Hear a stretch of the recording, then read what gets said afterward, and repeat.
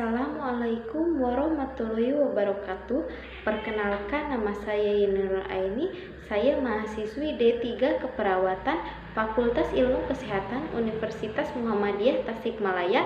Di sini saya akan membuat video penyuluhan kesehatan untuk memenuhi salah satu tugas PBK Keperawatan Jiwa. Dosen pengampu Bapak Saryomo, MCAP Nurse, MSI. Assalamualaikum Ibu. Waalaikumsalam. Perkenalkan ya, saya Yeni Nur Aini. Saya mahasiswi D3 Keperawatan Fakultas Ilmu Kesehatan Universitas Muhammadiyah Tasikmalaya ya Bu. Ini saya akan melakukan penyuluhan kesehatan tentang cara mencegah penyakit ansietas ya Bu. Ya, Sebelumnya apakah Ibu tahu apa itu ansietas? nggak tahu. Nah, ansietas itu ya Bu, perasaan was-was, khawatir atau tidak nyaman seakan-akan terjadi sesuatu yang dirasakan sebagai ancaman. Tapi Ibu perlu tahu ya Bu, ada bedanya ansietas sama rasa takut. Kalau rasa takut itu adalah penilaian intelektual terhadap sesuatu yang berbahaya ya Bu. Kalau misalkan ansietas itu pengalaman emosi atau subjektif tanpa ada objek yang spesifik sehingga orang merasakan perasaan was-was seolah-olah ada sesuatu yang buruk yang akan terjadi ya Bu.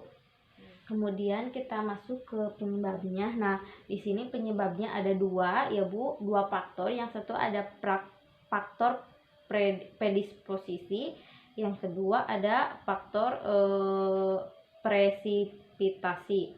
Nah, yang pertama itu ada faktor predisposisi, di antaranya ada peristiwa trauma, kemudian ada konflik emosional, kemudian ada konsep diri terganggu ya Bu, kemudian ada frustasi, kemudian ada gangguan fisik, dan yang terakhir ada pola mekanis coping. Nah, yang kedua tadi ada faktor presipitasi ya Bu, di antaranya yaitu dikelompokkan menjadi dua ya.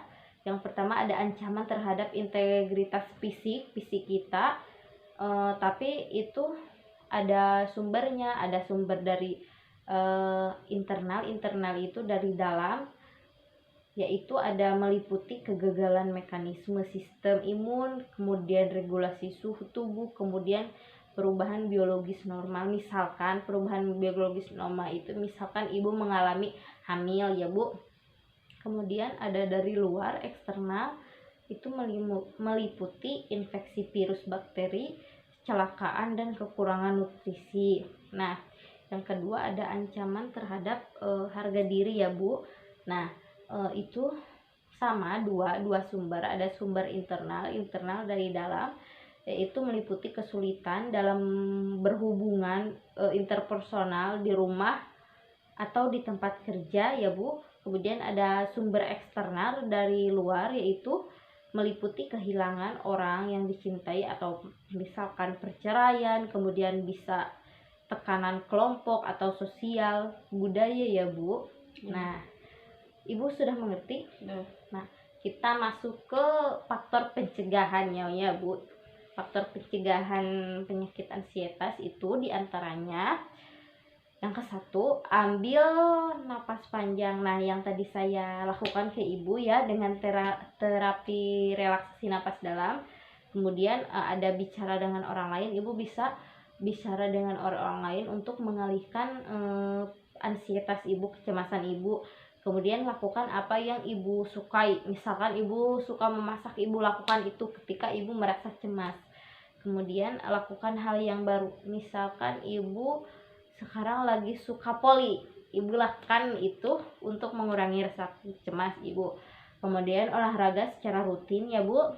Kemudian makan makanan yang sehat, tidur yang cukup, dan yang terakhir berpikir positif untuk menghilangkan cemas ya Bu. Iya. Apakah Ibu sudah mengerti? Sudah. Coba Ibu jelaskan kembali apa cara pencegahan penyakit ansietas yang tadi saya katakan. Ambil napas panjang. Iya, kemudian Terus bicara dengan orang lain. ya, kemudian lakukan apa yang kita sukai, Iya.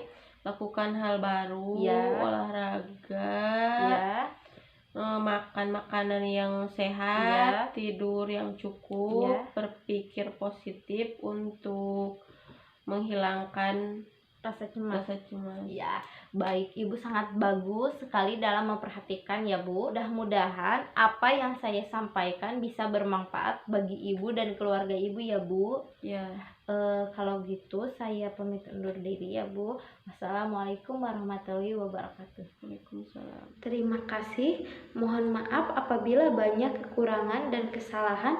Wassalamualaikum warahmatullahi wabarakatuh.